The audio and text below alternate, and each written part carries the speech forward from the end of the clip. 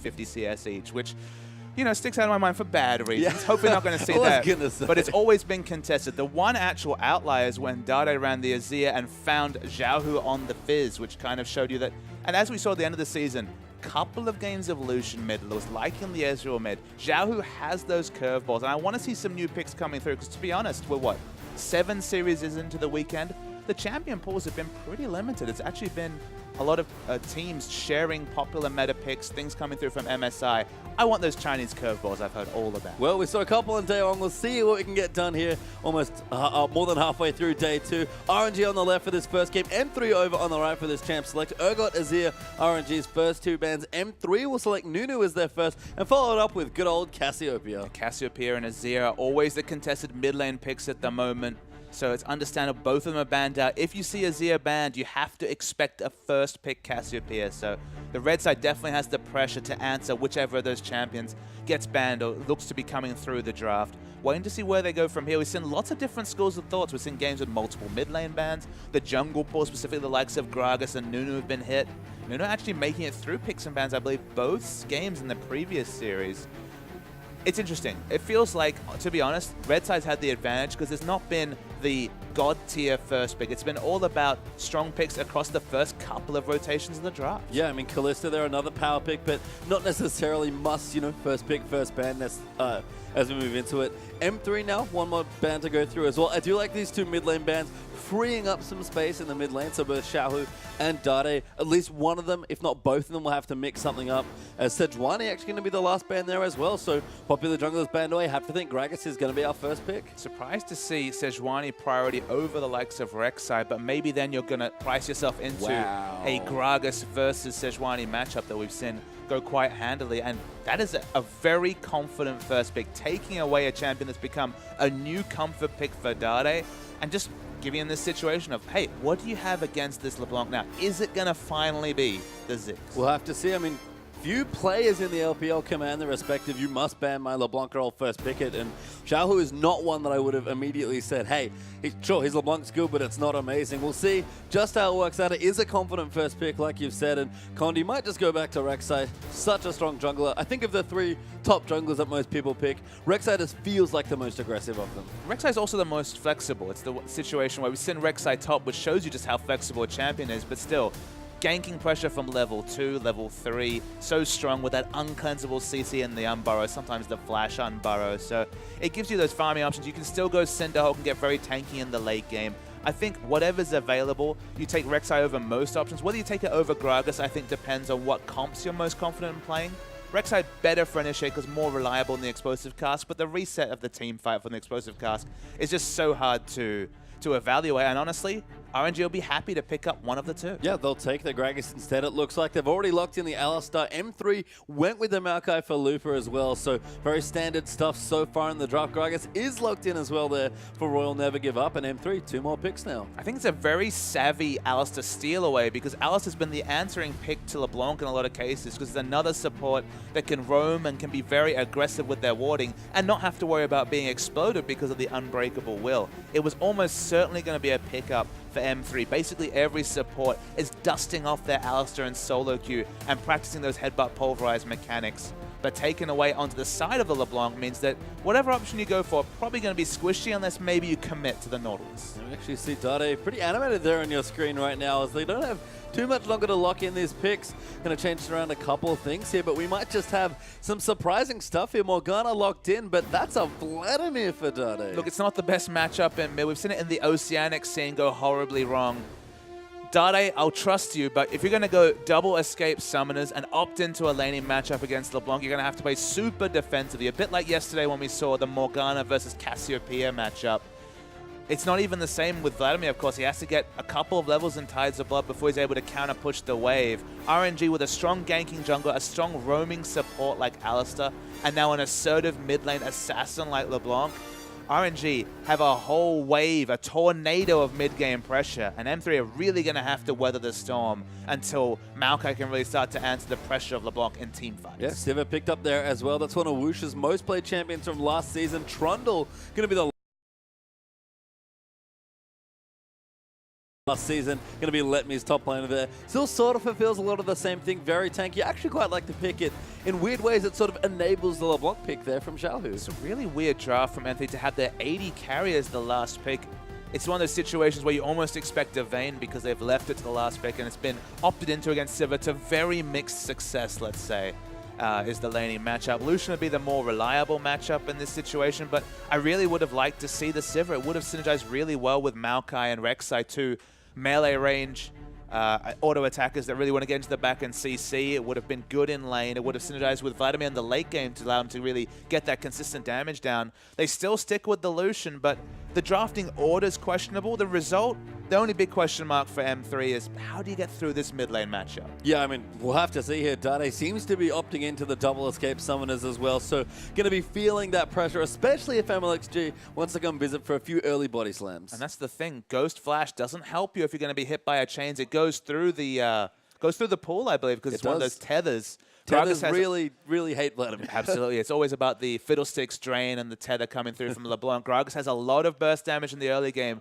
I know you always compare him to Lee Sin in terms of early game damage. The tether and the damage, it's scary times for Vladimir. It is indeed. As we move through our matchups, MLXG on that Gragas versus Condi's Rek'Sai. Can't imagine we won't be seeing a whole lot of this season. There's a lot of ganking pressure from both in the mid lane matchup and the featured matchup.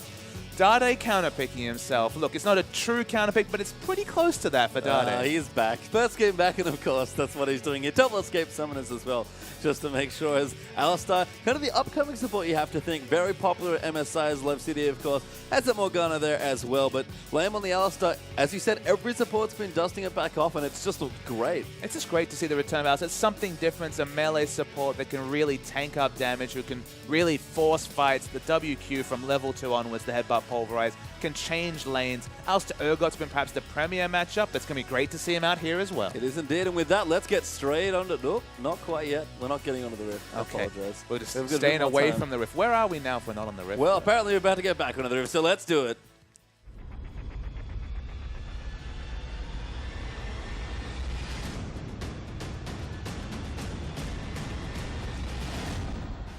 And welcome on to Summoner's Rift to Xiaohu diving in onto Dade at level 1. The featured matchup already going off just under 45 seconds in. Out of context, that looks super exciting, but realistically, it was just an auto attack and a W. Xiaohu taking a lot of damage, of course. Magic resist runes, definitely not being opted into by LeBlanc players anymore. And judging by Dade having 32 magic resist, there's being confident, and they're taking Ghost Flash, double mobility, and magic resist per level runes against a LeBlanc. That's basically saying, level 9 I'll be relevant. Before then, I'll steal experience. I mean, that's sort of Vladimir's story in general in a lane, but I agree with you. Getting to level 9 is usually Vladimir's biggest problem. He's even started boots pots as well, which I actually don't mind the start. I guess you can't really go Flask in this matchup. Oh, yeah, you don't go Flask against Vladimir. You could get an Amp Tome, I guess, if you wanted to be a boss, but... I mean, Dade is a boss, but I think even he wouldn't bite off quite that much in this matchup. I mean, you avoid chains with the boots, so it's a fine purchase, but this is going to be absolutely Dade trying to get as much experience as possible, and then hoping that in the mid-game, pressure is relieved from him, so he can just walk over to a lane, stack up the Tides of Bot, and pick up the CS hole that he's going to be in. He's going to definitely be in a 15 to 20 CS hole at best in the mid lane. Yep, so we'll have to keep track of Dade's mid lane, as we do see. SMLZ and Love City helping out Condi with the Grump. Let me can actually take the Grump here as well, kind of on his own there as far as the jungle. Actually, no, that's a top lane Trundle, so he's just taking some farm. That's the thing with Doran Blade and just the interaction with the Chomp. You quite happily and quite sustainably take a camp from the Emperor's Tribute. I think I've got that right. Passive, you get that nice burst of health afterwards and goes to lane losing about 150 health, but perfectly happy. Yeah, doesn't need to teleport. Looper, of course, started the Raptors as well, but will have to use his port. So smart stuff there from Let Me to kick things off. But for the first time in a while here in the LPL, although maybe not today, it's actually standard lanes. Standard lanes, so we can really assess things. When you got Lucian versus Sivir, finally it's not the Vayne to throw the big curveball. The standard lane's probably not too surprising. Always waiting for the level 2 from an Alistar to see if there's going to be any action, although judging by the heal, it's going to be more the level 3 that's going to be relevant. The MLXG is actually waiting in the wings there as well in the mid lane matchup. So we talked about Dade feeling a lot of this early pressure. Quite possible that, yeah, he actually got quite aggressed on there. That Ghost is gone, and Dade with a big chunk of health missing means that Gragas has already come to visit. The Ghost has a short cooldown. That's definitely the best possible scenario if he blows a summon spell. Not sure if he actually skilled the pull at level 2. Probably had to, given the pressure that he's going to be undertaking. But just going to be on the defense of this lane as we expected. Yeah, I mean, some good, smart pressure there from MLXG. Knows that it's practically free just to come in and harass Dade as Love City. Going to do the same here to Woosh in the bottom side of the map as well, but Lei, usually laying, but apparently just left off the M here in this particular game, or maybe he's changing off and cutting off a letter to make it easier for us. Down in the bottom there on the Alistar, expecting quite a bit of farm from the Sivir side of the matchup. Yeah, it should be farm matchup down bottom. We've seen a lot of people opting into Vayne for the kill pressure on Sivir, but it's more implied kill pressure on paper than it's really eventuated. We've only seen one game where I believe Kid went off on the Vayne in that particular matchup. So just going to be farm wars down bottom. Vladimir would love it to be farm wars in mid, but probably going to be a lot of kill pressure. It's going to see consistent visits from MLXG in the mid. Curious to see actually the biscuits there as well from Dade, so needs even a bit more regen coming through from his Gets a bit of spell vamp potentially from the utility tree. It depends how many points he's gone in. We can't actually confirm or deny how many points. It's at least 9 to get the biscuits, obviously. It's Dade. He could go deep.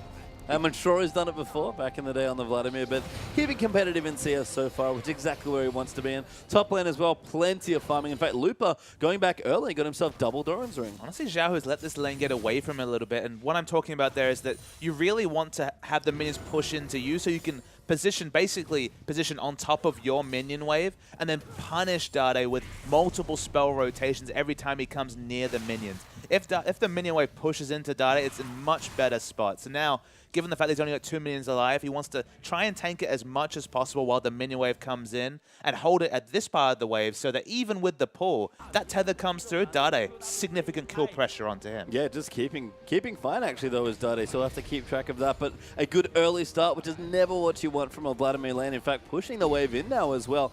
Xiaohu does have his 3 points into distortion, but MLXG might have to come for a revisit, try and get a bit more pressure into that lane. Well, this matchup will still keep tipping towards LeBlanc till a couple of items come through from Dade, but just the fact that he could actually full-on push the wave into turret is already a small win for him, and he's got the scaling runes. He's approaching the 13 magic resist, I believe around the level 9 when those runes equalize. It's just a very Dade thing to do, isn't it? Pick yourself into a hole, pick your scaling runes. So counterpick yourself, don't rune for the lane, start with the boots and no combat stats, and hey, if it works out, you feel great. I mean, Dade's always a player that feels very high risk, high reward, so it's that sort of play here as MLXG down on the bottom side looking for a gank, but with a Morgana and Delusion here, it's going to be a pretty tricky one. In fact, Condi sitting there as well. Actually found him with the binding there. Good place ward coming through. Lena trying to peel them off. Love City taking a lot of damage, but does get the first kill onto Gragas. Lei is going to get the counter kill, but should go down here as well. Does flush himself out. SMLZ though will chase in a Woosh. Now doing good damage. Gets knocked up there by Condi. He's forced to flash away as well. And as it all stands at the bottom side, it's a 1-for-1 trade. But Master 3 played that engage masterfully. Well done. That's really horrible. But regardless, the big factor, they actually had a ward to spot Gragas coming out, got everyone in position, hit the bind, basically instantly burst down the Gragas and won that trade. But they never tipped their hand. They stayed quite aggressive, baited in the Gragas, and got the favorable trade. 2 flashes down, and now they have lane supremacy in bot. Jeez, Looper as well, really getting into a brawl with Let Me. Ultis popped across the board there as Trundle uses to try and all in actually, but no one's going to go down quite yet. I imagine we'll just see people return and hope to teleport back to their lanes, and Dade also getting chunked up by an ulti as Xiaohu's also hit level 6. And the lane's gone better than expected for Let Me in the top side. Of course, the thing that we've learned about a Trundle is needs that Tiamat so he can really be relevant, just because he doesn't have any ranged wave pushing compared to a Maokai who has a bevy of options in that regard. Has the longsword, going to slowly build his way towards that Tiamat. But the fact that he's actually equal, now 5 CS behind, but with a wave pushing towards him, fairly equal in CS, is good times for Trundle. Then, of course, in the late game, just throw on that ultimate onto the Maokai and steal those resists that Maokai will always naturally optimize and build into. Yeah, when we've seen Flandre play this champion, just gets unbelievably tanky as Dade takes another big chunk of damage. Xiaohu navigating nicely there with his Sigil, with his Distortion and his ultimate. But Dade, as long as he doesn't die in an all-in, he's usually fine on Vladimir. It's good that you mentioned the Flandre playstyle, because he often plays this matchup, which makes sense. You build tank, you still tank stats, but when you actually expand on the thought, the big factor that comes, you build the Tiamat into Hydra, Maokai doesn't do any relevant damage to you, and you just take structures. You actually open up a win condition of split pushing, just because you need multiple members in the late game to be able to actually harass Trundle. Lane has so much sustain between what will eventually likely be the Hydra, and then, of course, his passive, the Emperor's Tribute, that gives him effectively spell vamp off every creep that dies. All that healing means he's fairly immovable and does a lot of structure damage, cancelling his autos with cooldown reduction on the chomp. So they're going to have to find a way to deal with the split push. We're talking more around 30 minutes, but it will grow and be a bigger and bigger problem as this game goes on for M3. And 30 minutes is not that far away given how quiet the early 10 minutes or so of this game has been. We're just at 8.5 minutes now. It's been a killer piece with the first blood going to M3. Dade's starting to get really heavily pressured though, but yeah, chain misses is the crucial bit there, and Dade stands his ground, doesn't even use the pull. He doesn't feel the need to, but of course, once that tether hits, the pull's not going to do too much work, so false bravado might actually be the case here for Dade, but sometimes he makes these self-counter picks work, and so far, can't argue with him too much. Yeah, got his Hextech Revolver now actually, so getting a lot of spell vamp back when he uses that Q, which is part of the reason he's confident in the all-ins that Xiaohu continually throwing at him. See Xiaohu as well, got himself a Chalice, so building in towards the Athenes for the matchup, which makes a decent amount of sense. BF Swords down in the bottom side there as well, and apart from that, pretty light on items. In fact, it's an early win for Condi, who's already got his Cinderhulk completed. It's a really fast Cinderhulk. No boots or no... And probably just no shopping trip yet for Gragas, who died and has spent less time farming. So makes some semblance of sense. Has a kill involvement as well. And speaking of involvements, 4 members up top. Yeah, Condi coming through, but MLXG there as well. Let me getting quite low there. Looper going to come through. Condi gets the knock-up. Great ulti from MLXG, but Looper flashes after him and gets the kill with the ulti, and MLXG going to try and get in there. Tries to kill Looper. Damage is good. Twisted Advance coming back. Sap Magic does work there for the Maka, and Xiaohu diving in is going to get 1 kill. Can he make it a second? Landing a chains there onto Condi. Gets him so low, but Condi somehow makes it. No, Looper is going to go down. Xiaohu's going to get the next tether. Condi's going to try and get out of the situation, but Xiaohu out of spells and out of luck. No more kills. I believe Master 3 spotted out the fact that Xiaohu was coming, then realized they would at least pick up the kill to equalize the trade in bottom lane. Lays actually had to use the ultimate, but doesn't look like any kills will come through. Yeah, popped his ulti and then immediately comboed him and said, I don't really have anything else with Whoosh, not in position. So ults being blown in both the top and the bottom side, and it's 3 for 2 in kills there for M3. But the big critical factor is that Dade didn't have to leave lane, and only 1 answering kill came through, so kill score involvement increased. SMLZ doesn't get stunned. That was a sick black shield there, saving SMLZ. Lei getting way too low, does not have his ultimate. Whoosh eats a binding there as well, and SMLZ gonna try and clean up the second kill. Flashes in, Lupus here, but not necessary. Yeah, Looper not even needed, so now he's not gonna have a lot of wave control. You see the pings onto his turret coming up and top. Very nice play from SMLZ, and as you mentioned, I didn't even notice it. The pinpoint black shield coming through from Love CD. Dade now even getting aggressive in a 2v1. Xiaohu gets low there. Dade still has his ultimate, starting to tank turret hits there as well. MLXG, silly name. Really getting forced off here as Dade's pushing into that turret quite hard as well. I mean, M3's lanes in general don't give many mundos this game, Pastry Time. Dade in particular, not even ruining for lane in a tough matchup where there's so many different ways for LeBlanc to kill you. Specifically, just mimic the chains, hit the first one, you know when he's going to come out of the pool, hit the second one. Still significant kill pressure. You don't even get a DPS drop anymore. Lemmy's going to take the turret. Can Condi duel him? Condi's coming in. Looper's actually here as well. The pillar goes down. Lemmy. That is some damage there, but Looper going to try and make it count. Will follow him as long as he can with the ultimate ticking away, but not enough. Good Q there to slow him down, but doesn't get the knock-up. Lemmy kiting as best he can. Just needs to kill a couple more creeps. Doesn't have it, though, and Looper claims the kill. It's a game of inches sometime, Pastry Time. Condi was literally on single-figure health, still lives. But during all this, RNG should be able to pick up the Dragon. Ulti though from Condi's going to mean M3 might look to challenge RNG on top of the Dragon. It's 40% health now. Love City, know about it. Can I get in? No, it's a little too late. Finds the ward, gets the binding onto the Dragon, but MLXG smites it away. They would have had an educated guess, but they couldn't all commit their time to going in. So in this meantime, Condi picks up a Grom, continues the jungle pathing, and RNG finally pick up something for themselves because the kill score, definitely good reading for M3 fans. 6 for 2 now actually there. M3 2,500 gold ahead here in this game. Down a Dragon and a turret with the top one going down just earlier. And we can see everyone still powering up. Let Me almost done with his Hydra. Athenes is completed now for Xiaohu. And a BF Sword and an Avarice Blade there for Whoosh. Every Sivir is going this early Avarice Blade. Avarice Blade is fine. The Yomu's Ghost Blade that we see sometimes I feel is too much into the mid game. It's 6 seconds of extreme power, and if you don't abuse it in the mid lane. Dade looking for a 1v1. Xiaohu flashes in. Sick flash from Dade to dodge the damage.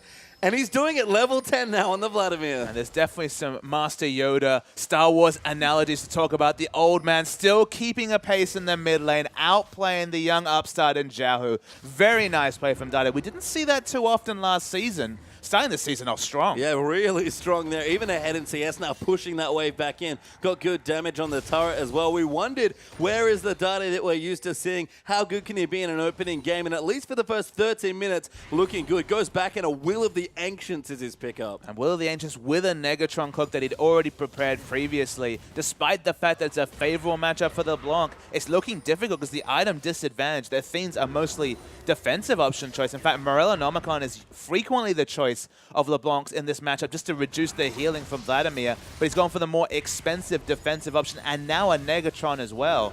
Xiaohu, he's in a bad spot against Dade's Vladimir. I never thought I'd say that. No, I mean, we talk about it. Does get the tether down and a bit of damage, but Dade at this point just phase tanking as much as he can and not really caring too much. Again, they'll trade back and forth, but Dade, we talk about Vladimir, almost every lane he ends up getting himself ahead eventually, and I think at this point, Dade's just ahead. Yeah, the tipping point was much earlier, and then the scaling runes is meaning a lot, but there's a fight. Love CD though, pops his ulti. Lei going to come back in there. Whoosh now getting a little too low. Condi's going to move in as SMLZ. Tries to get it in. A massive Prey Seeker gives him the kill to Morgana's Ignite. SMLZ though, far too low, going to go down here. Cancel the teleport. Yeah, teleport cancelled in there, so no one going to rejoin, but that's it, 1 for 1. Really nice play from Lupa. Didn't even have to flash to cancel the teleport. Had the ward down, so was able to spot another trade in mid. And Dade just not using the Look pool. at the Xiaohu. levels, though. Yeah, but level 11 to 9 now. Dade rank 2 ultimate, ready to go in about 5 seconds. And he's not even pulling. Xiaohu's constantly trying to bait him, and Dade is holding his ground every time. I don't know if bait is the right word anymore, Pecham. He's even chipped away at the turret. This is completely unexpected from Dade. And look, I guess he spent his time off in the off-season practicing. Yeah, I mean, again, had a strong performance in the promotion tournament. Must have been practicing in the last intervening month or so, because Vladimir into LeBlanc paying off this well in the first game for M3.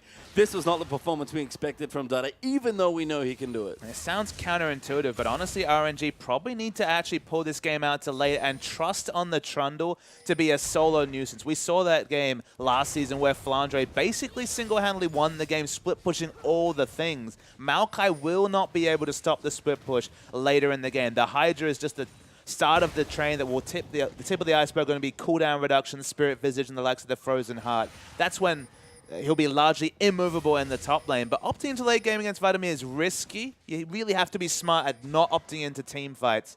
And the Sivir just using her ult defensively might be their only way to do that. I think the good news, I guess, then for RNG is that M3 don't really have an objective that they can force right now. Them having the first dragon means a lot, because you have to think they really want to start fighting with Vladimir being strong, with Maokai going to hit that mid-game point so much earlier. And even SMLZ just picked up his Infinity Edge, and Condi has a Warmogs. Unfortunately for M3, there is nothing massive they can fight for just yet. And the excitement that we've got about the 8 kills has to also be tempered by the fact that it's 1 turret and 1 dragon to 0 objectives whatsoever. So they need to start turning these kills and the 3,000 gold lead into objectives, and it seems like prepping for dragon is the first port of call for M3. Well, it's back in a minute 40 as Condi moving aggressively. That has so much health already, almost 3,000 there in their health pool with the Warmogs. First, they're coming through after that Stalker's Blade, and Cinderhawk does see them moving in. Love City going to try and find a binding, but Whoosh will cut the Krugs back and take them for himself. Very Clear Love-esque approach by Condi. Get ahead on Rex side, build as much health as possible. And then start diving. That's usually how Clear Love does it, so we'll see if Condi can do a Clear Love impression here. And I think with how aggressively he's moving down towards the bottom side of the map, that's where he wants to look for that first turret dive. You see in the top lane, Trundle's already very pushed in. He's going to keep pushing. That's pretty much his job. Not really able to disregard turret shots. He'll have enough cooldown reduction to get 4 or 5 chumps off every time he gets onto a turret. So just being a nuisance, clearing out paths. Let me as the big man here. We would have expected Xiaohu, especially in a favorable matchup, but it's actually all on the other ex-Gumty player to try and take RNG over the line. Good control there from SMLZ. Going to give them an outer turret here in bottom lane. That's the first for M3 here in this particular series. We didn't even mention it. Yeah, 173 to 125. Basically a 50 CS lead there for the Lucian. It's a pretty good matchup by Sivir, but this is one of the reasons why I group Alistar with champions like Evelyn, where there's something a little bit different about them. With Alistar, it's the level 2, and just how tanky he gets at level 6, the fact that he can really promote turret dives. But he's not the best laning champion. It's never really been his strength. Not the best in 2v1s either as a melee champion trying to take turrets. In a fast push meta, he can really be exploited. In lane, if his laner falls behind as far as Whoosh has here, honestly, if he doesn't have an all-in option, he doesn't really do anything. I mean, I think that's why we've seen so many teams swap around, get the 1v1 or 1v0, and just let the Alistar roam, which is something he's very good at. So with the 2v2, I agree with you. Alistar, it's not that he's bad necessarily, it just limits his options, and he has quite a few otherwise. Look, he's a little bit like a better Bard in that he has some sustain, he does some interesting things, but laning is not his forte, and they're just preying up on bot lane. Condi moving in there, actually flashed in for an Umbara, but Whoosh had the spell shield ready, but doesn't really matter. Let me gonna get some pressure down, but Looper will force him away in M3. What they really want's their first Dragon there. Let me starting to tank a few too many turret hits here. Looper coming in. That ultimate gave him so much health back though. Gonna turn and fight Looper, who's gonna keep trying to go in there, but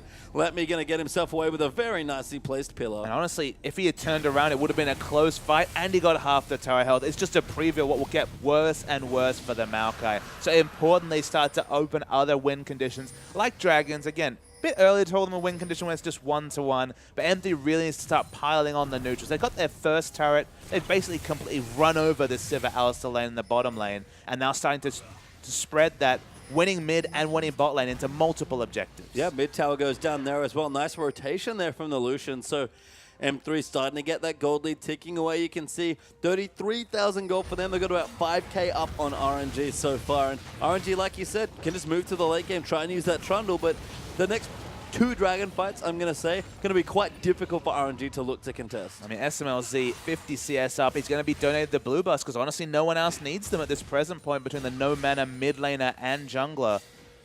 Setting up to carry SMLZ, already gone back and bought a crit cloak close to the Phantom Dancer, so even though he's snowballing, he's still opting into a late game focus build, not being tricked into, say, picking up a second item, Youmu's, to really capitalize on how far he is ahead in lane, because he can happily go the highest DPS build and in the late game be a real force. Yeah, join Dade there. I mean, Hemoplague, calling on just Hemoplague auto attacks. Pretty deadly stuff there on a 5v5. So good setup here for M3 moving in. Looper actually swapping back down to the bottom side because M3, they realize they want to rotate their AD carry and take that last outer turret. They want to rotate their AD carry into the lane of Sivir. At this present point, SMLZ is 1v2 and Alistar can do nothing to help. That's the thing. Alistar all-in trades like Leona. It's much the same story. Can't do anything in this situation. That's why the first pick or first rotation priority for Alistar sticks out to me is it's the same as a Leona. If you really prey upon that lane, just has to watch passively as this laner gets denied CS. That has been collapsed on. Good flash though gets him out from under the Gragas ultimate, but blue buff will be the pick away here for Xiaohu. So no steals forthcoming. Condi! Believe he stole that blue buff. Yes, he did. He definitely did. Prey Seeker has hit all the things Snipe to kill down. Bottom steal away a buff to further dishearten the RNG team because they took another turret. Speaking of turrets, though, this is the man they have to take them. Yeah, Let Me is just going in there. Has the Hydra as well. Can get plenty of health back. Pops his ulti once again. Turns around. Just melts through Looper now as well. Kill the creeps. Yeah, goes back to the creeps. Realizes he just needs some lifesteal. And look at the health he's getting back already. Looper now going to get run out by the other creeps as well. He's trying to buy time. But Dade and Let Me, he's on the wrong side of the map. Going to pop his W. Looper flashes forward but doesn't have the twisted advanced range for the follow-up. Rek'Sai might have been joining in as well as Let Me walks over a couple of tunnels, but Trundle starting to be a menace here for M3. Hashtag just Trundle things. That was a just Trundle things moment, that's for sure. And we've seen Flandre do it. Let Me doing a pretty good impression so far. Absolutely, and it's just the CDR that he's short of. The CDR, which so nicely builds out of the Frozen Heart and the Spirit Visage for magic resist and armor appropriately. And he'll be immovable. It'll take more. It'll take Dade and Looper. And if you can't do something with that on the other side of the map when he's getting objectives and fighting off 2 members, you deserve to lose if you're RNG. Yeah, Let Me, again, kind of the person that bridges RNG to the mid-late stages of the game because they have fallen ever so slightly behind, but Gold Lead's going to keep them back in there. Let Me, especially taking out those turrets, going to keep it at still about 5,000 gold between them. And only a Ruby Crystal there for Let Me. I wonder where he's going next. You mentioned Spirit Visage. That's my first instinct, but good choices there with both those tanky CDR items. It's not going to be a Black Cleaver. I know you're hopeful of one. That would be intense, but you can see from his buys. He's going for Frozen Heart Spirit Visage. That's 30% CDR. He'll find another 10% somewhere and just be a menace. Yeah, smart stuff here coming through for Let Me. Now quite tanky already with a good mix of mid-game tanky items built up as well. Abyssal Scepter actually for Xiaohu as well, something I wanted to point out earlier because Dade, he's done the same thing, and the Dade special. Their Sorcerer Shoes with a nice early distortion enchant. It's surprising. He had a null magic mantle, and I thought, okay, on top of the Athenes, and I thought, okay, maybe Merc Treads, because you look down this lineup, if you get hit by a Morgana binding, it's big CS values. Of course, the Twisted Advance, all going to be coming towards LeBlanc. I wouldn't have minded the Merc Treads. It's a lot of money to spend on just not that many offensive stats. And Abyssal Athenes, that's probably the most defensive LeBlanc build we've seen in a long, long time. I mean, Dade has a very similar looking build on the other side, but, you know, he's more of a frontliner. I think that makes more sense. Absolutely. He needs to get in 300-400 range, just pump out those tides of blood in a team fight. He's about sustained damage. Burst champions build the big AP value Morellonomicon into death cap items. Sustained damage champs can afford to go to more utility items like the Rylai's and the Abyssals of the world. So when you're pigeonholing yourself into sustained damage as a LeBlanc with basically at this point no kill pressure on your lane opponent, that's already a big win for Dade, and he had the scaling runes. He has the scaling champion. It's wins upon wins for the old master Dade. Look at this. This is an EDG level Baron here by M3. 24 minutes. Trundle's non-boost about There is a ward there, but he does have a teleport. He's actually going to use it right now, but that Baron far too low already. Let me dives his way in, but Condi secures it in now. Love CD going to go in onto Whoosh. Lay's already way too low. He's going to go down there to SMLZ. Let me trying to chase Condi, who's diving the backline as well. Looper getting in amongst it, seeing what he can do. Condi gets a knock up onto Whoosh. Just chases his down solo almost, but no play second. This time does flashback, gets the heal out as well, and SMOZ gonna keep chasing. It's only one kill on a Baron, but M3 will take it. I really like the call there from M3. They had Condi with so much health at this point that he could tank up the Baron for days, re-engages, tanks 4 members for about 10 seconds, then flashes out. They'll actually add on the inner turret as well, pastry time, and this gold is preciously close to 10,000 gold. It is indeed. It's about 8,500 gold up so far, and M3 gonna go back and spend some big chunks of change from that last exchange. Dragging it up in 5 seconds now as well. That'll be the second for either team here, and M3 going to run straight towards that objective with so many spare items in their pockets. I think it was just poor awareness from Let Me, to be honest. That teleport came in super late. Baron was at 3,000 health when he started channeling it, and they burst it down from there. Feels like if he had teleported in earlier, I mean, he would have not been able to split push, and that's a significant win condition for RNG. But the result is a free Baron. It's going to add on, and they're going to have to watch the Dragon, just like they watched the Baron, be taken by M3. And Looper going to pop back to the top side, try and hold off the push from Let Me, but Let Me does not have a teleport if there's another fight that breaks out here, and I don't think he wants to take one. He's actually just going to go back in to the war here, but Baron up creep's going to mean Let Me can't actually split push against Looper right now. Yeah, they're making Maokai look good in the 1v1 matchup, are the Baron buff creeps. So now, because he was slow on that teleport, it negates his real split push pressure, and basically in every metric, M3 are leagues ahead. I love this build from SMLZ as well. I mean, you can tell just how far ahead they are with a Bloodthirster being the third item here for Lucian. Usually that's only the item you build when you feel so confident that you're ahead, and Lucian at this point, let me tell you, very ahead of Xiaohu. Gonna get caught there by Condi. Culling gonna come through and almost rip through the Mimic. MLXG will try and zone them off. Xiaohu's safe for now, but M3 just gonna continue applying pressure. Absolutely, SMLZ has the rich man's AD carry build. SMLZ, Whoosh, very much going for the investment banker. Had to opt into static shift, no boots too. And the Bloodthirst is very, very close from SMLZ. Yep, you can see the Baron up cannon minion doing work as it almost always does as well.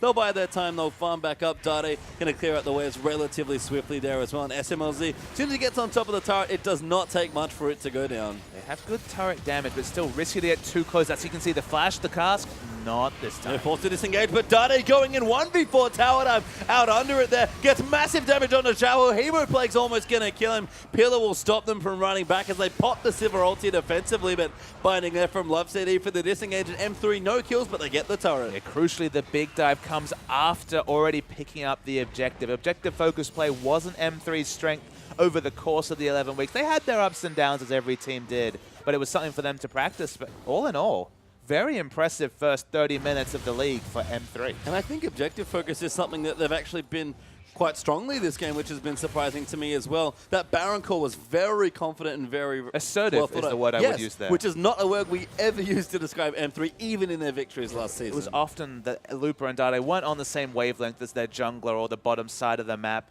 It was only actually the playoffs, honestly, where we thought, okay, this is against lower level opposition. How much can you really read into the fact that they can play good, smart, objective-focused League of Legends in the relegation promotion playoff, but coming into the real leagues against a team like RNG that, again, we don't have a real read on their strength just yet. On paper, still mostly members that made it to playoffs. they're still looking very powerful. And hopefully there's something for M3 to build Oh, on. Looper follows Xiaohu there with a twisted advance, but's forced to flash away. Whoosh are going to turn on the damage as well. Good headbutt there from Labor. Dade coming back in with Love City and Condi all going to move in now. Gragas Barrel going to try and disengage somebody, but only peels the tank away. And again, they'll just move back in. Baron buff has dropped away, but they're just going to keep pressuring these turrets. It is 5v4, but they have to do this RNG. They need to clear waves and allow Trundle to split push. He's gonna back, but remember they have Sivir for wave clear, though Whoosh, low mana bar, perhaps just as insurance, they all need to back because Sivir needs to refill this mana if they have any hope in clearing waves. Just a little too risky. Looper, though, did go back, so M3 turn off the pressure now. 6 turrets, though,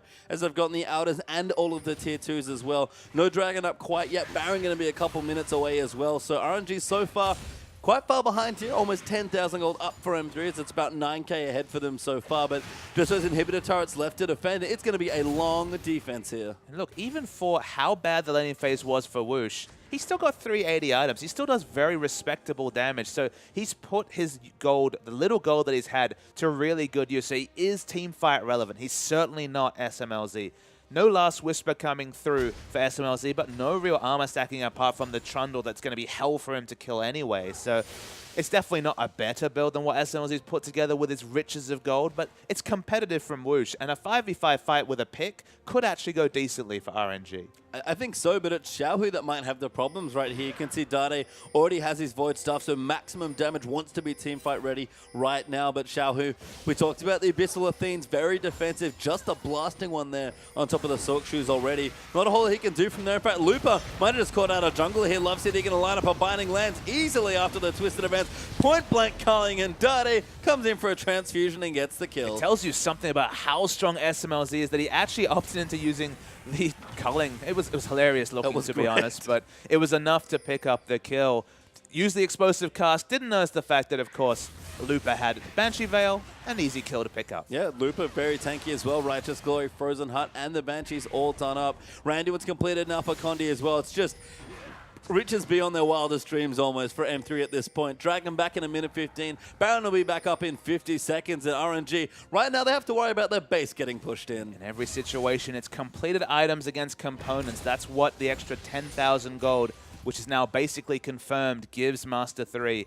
The Baron and the Dragon both spawned in the last minute. It was 6 or 7 minutes ago when M3 really pushed past RNG with their assertive Baron. And the next Baron will probably be the death knell if it's acquired in the next few minutes for M3. See the levels as well. Just so much experience being piled onto these M3 members as well. Level 16 there for SMLZ. Condi and Looper. Actually, Looper is there, so is Dade. Condi's almost there as well. It's just advantages upon advantages here. And I don't know if RNG can look to contest either of the upcoming objectives. It's come to the point where Trundle just can't split push because they have no semblance of control of the map whatsoever. They can't set up defensive wards. They haven't even been able to investigate Baron. A second Baron will negate the chance for Trundle to split push because we already saw what happens when Maokai combines with the Baron buff minions. They're baiting this Baron, knowing that RNG have to compete for it if they have any hope of getting back into the game. I mean, some decent wards for Royal Never Give Up will give them at least a bit of vision, but Tremosen's going to land a binding onto MLXG. Good ultimate to disengage and a pillar as well, but Looper dives in on top. Lei, they're going to try and get some knockouts, but takes a lot of damage. Pops his ulti late. Dade dives into the backlines there as well, ghosting on top of Whoosh. Does go down there to MLXG, but the culling going to move through as SMLZ takes that one. It's Let Me Xiaohu going to get low as he flashes forward to Lucian. Lei trying to peel him off there. Condi goes nuts forward into the backlines of Whoosh, carding as best he can. Mikhail's going to keep the Rek'Sai healthy. Next kill there goes to Looper. He's got himself a double Love City. Flash binding hits onto a creep, but a 3-for-1 win for M3. It doesn't even matter that Dade dies first. Just how strong SMLZ is. So confident. Black Shield, Bloodthirster, so much sustain to get through fights. He could basically run that fight 4v5, and it was no worries whatsoever for Master 3. Can they kite back and pick up a Baron, though? With Condi starting it, looks likely. Yeah, they are going to go for it. Dade might even be just alive in time to pick up the benefits as well. 3 seconds left. Are they going to hold on to it for their teammate? Don't even need to, as it's going to die just in time. And a Scrying Orb going to give RNG a bit more information, but Baron number 2 has just been taken. And honestly, RNG have no good answers. There's a massive minion wave stack in the bottom lane that multiple people have to react to. There's pings onto Dragon, but with the minion wave situation, it's just not realistic. And given how fast the Baron was taken down, it's probably Master 3 going to go down, pick up their third dragon confidently. Yeah, Xiaohu coming in, trying to get some poke down, but Condi is pretty tanky. SMLZ feels rather safe as That's well. not poke, Pastry Time. No, I guess without damage items, it's not. Avoid stuff done does give him cost-efficient damage, but it's just not the same LeBlancs we're used to seeing. It's not you from yesterday, who I think 3-shot at jungler playing that champion. And the crazy thing is he still has some decent dueling potential, but without the death cap, there's no real AoE pushing. Only Sivir can fill that job. There's quite a lot of tension despite the fact that Baron buff's up. And 3 are just going in for the dragon. Wooch actually steals it there on Sivir as Condi the Chain does follow him there. He's going to get aggressed on SMLZ. Caught in a bad spot now, but he just goes back in. Looper, Homeguard teleports his way in there as well. I'm going to get on top of the team. Dade and Love City a little bit low there in that exchange, and Condi is dead. RNG got the dragon and got away with it, but M3 still going to keep pressure on. It is insane that they were able to do that, but it was 5v4. 4 members with Baron, you think they'd be fine, but a lot of Baron's advantages around the neutral minions that weren't available in that situation, given that it was a fight around Dragon. With the boosted stats, Looper not being present was a critical factor. So it's only a second answering Dragon. The actual objective they picked up wasn't big, but just delaying some of the inevitable snowball to Master 3 after their second Baron is a big win for RNG. I mean, RNG just stopping the bleeding at that point with the Dragon. They'll take what they can get, because at this point, there's not a whole lot that M3 are giving them, but that's a nice spot there. Does deny that third Dragon, prevents any sort of big snowball towards the fourth, and of course, the big powerful fifth. The M3 got a bit more Baron buff left to go, and they're going to pop down the bottom side, it seems like. Dade go for the split push and just piling on the levels. Level 18, those scaling rules runes finally reached their crescendo. 107 magic resist being afforded by the Abyssal Scepter, and the 27 coming through from the magic resist per level. Just keep pushing in. There's just not a lot of good answers for RNG. They have to answer a Baron buff. So when the Baron falls down, maybe it's Operation Backdoor Trundle, but for now, they just have to really lie in wait and hope that Master 3 can't find a way to break the base. Yeah, 4.5 damage items for SMLZ there as well. A Thornmail there for Looper on top of 3,000 health or more. Condi as well, Kindle Gem moving into pretty much any item he wants. Might even go a luxury Black Cleaver at this stage of the game as well, but has about 4,000 health himself. M3 again still pushing in with the Baron Xiaohu, trying to poke where he can, but we said not really that much poke in M3, just going to get straight on top of this turret. Decent dive options. Dade's been poked. Good pull there from Dade, dodges some of the extra damage. Lay, they're going to come in. Great knock up there onto Dade, but they turn it around. Hemoplague down, Looper straight into the back lines, just tanking up so much damage, and Hemoplague wrecking faces there. Let me going to go down. Looper does back in onto Xiaohu, still not dead on the Maokai, gets a 3-man knock-up from the Arcane Smash as well, and Condi diving straight in. Looper did die, but they traded an AD carry. It's a 1-for-1 trade, but the Hellfires show that it's much less of an even trade that the score suggests. They pick up the inhibitor as well, can back away confidently. Master 3 not maybe picking up the neutrals they want, given the fact that the dragons are all tied up, but they're breaking the base, and that's what you want to do with a Baron buff. Needed to break the base, have now done so. It took 2 Barons to get there, so the game is starting to go on a little bit longer than maybe M3 would like, so RNG have some windows back in here, but still so far behind in every single lane. Trundle really the only one that can get to a late game spot and feels comfortable with his current item build, but even Let Me can't really leave and do the split pushing right now. Breaking the base is always something we say, yep, that's a win condition. Obviously, it gets you closer to exploding the Nexus, so on a very simple level, you can understand that. But one of the reasons why it's critical here is that we said that when Baron buff goes down, Trundle can go on Operation Trundle Backdoor. That's not an option when you have to actually be answering the super minions in the bottom lane. So now he has to push against super minions. Even with the Ravenous Hydra, he won't be able to do that fast enough. So this whole Trundle anchored to the top of the map split push mission for the 3 or 4 minutes while Baron buff is down and Baron buff hasn't spawned again can't even happen because the inhibitor is down. So it's a big strategic win for Master 3, even more than a normal game, just because of the interaction of the Trundle versus Maokai matchup. Yeah, you can see M3 continuing to move aggressively, get some vision down, clear out vision as well that RNG has, who again, like you mentioned, are tied back down here in the bottom side of the map with Whoosh. Coming out super minions relatively quickly, but going to need to be maybe even a bit quicker. Dade almost has a Zhonya's now as well, and he's just hunching right now. It's not off cooldown right now, but we've seen it already. He will just ghost and run for your backline. Distortion Boots, a very short cooldown on the ghost. Zhonya's probably quite necessary given that he's been pooling for damage and then getting exploded on the backside of the pool. Will be available very, very soon, as you mentioned, so that will be the last part towards the teamfight dive comp, the 2-man dive of the Korean top laner and mid laner, Dade and Looper. SMLZ basically God at this point. Probably has quite a lot of gold saved up because he's been sitting on the Zeal for quite a while. Is it going to be the static shift? Seems most likely, but Trinity Force has been 5th, 6th item on a lot of these Lucians. Maybe just a bit more burst with that pickup. I mean, we talked about the rich man's build already with the Phantom Dancer.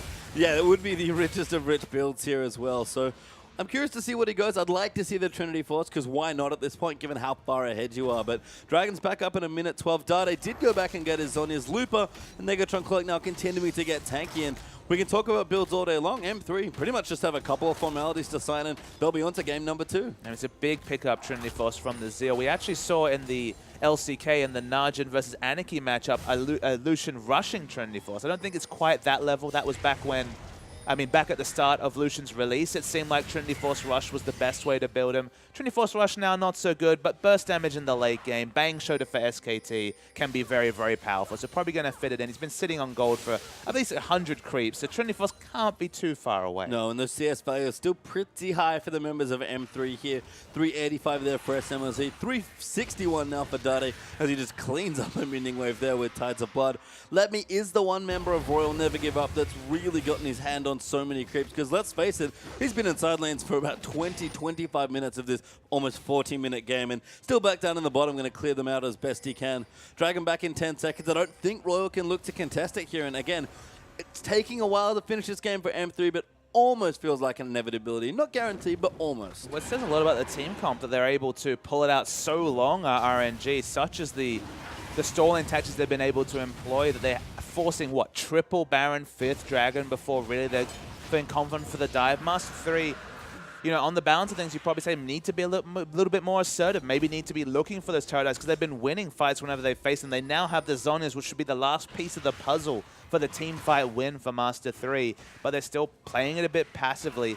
The moment this inhibitor respawns in bottom, the split push mission will start. And if ever there is a situation where he can split push an inhibitor or a team fight goes the way of RNG, they've got Sivir. We've already seen multiple times that scaling teams have been undone by fast pushing teams just winning a fight and taking multiple structures.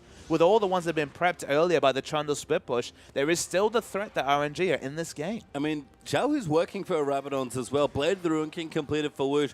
Damage items are starting to come through for these carries, and sure, they're still going to be behind their respective lane opponents. Dade now with the Haunting guys, and SMLZ still sitting on top of his Zeal as Lay just gets a headbutt there onto Condi, who's got almost 5,000 health up on this Rexo with a Spirit Visage actually was the pickup with his Kindle Gem. They're going to clear out vision around Baron and try and force a fight, but it has been quite slow, I have to agree. Yeah, the crazy thing is that for the last 6 minutes, Woosh actually managed to catch up, and then a casual Trinity Force is completed. SMLZ is item capped at 40 minutes. If it goes to 60, we'll look back on this time and say, look, if you can't find time to dive with a huge Maokai and Condi on this Rexo who's had 3,000 health since, 15, 20 minutes into the game, then that's a misplay from Masters 3. They need to be assertive. They've been that with the first 2 Barons, and they're rushing down for a 3rd. Yeah, very objective-oriented here. It seemed to be this M3. Let Me actually going to teleport his way in. The Baron is going to get low. Lucian does manage to pick it up at M3. Now going to start the fight. Dive onto Xiaohu in the backline. Hemoplague's going to destroy him. Love CD.